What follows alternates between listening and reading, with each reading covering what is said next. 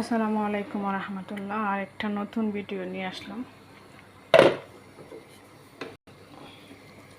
এই কানের মধ্যে রান্না বসাইছি আমি ফুলকপি আর বড় সাইজের ফাইবা মাছ ছিল।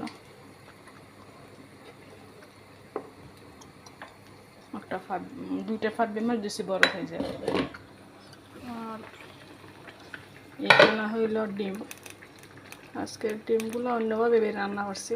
কি জানি আমার এখন আইসা কদিন ধরে ডিম খাইতে মন চায়। আমি ডিম এমনি তো বেশি একটা পছন্দ করি না,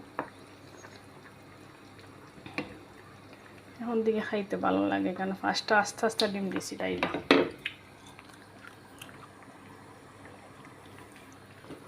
রান্না বান্না মোটামুটি শেষের পর্যায়ে না, মোটামুটি হাসাই গেছে।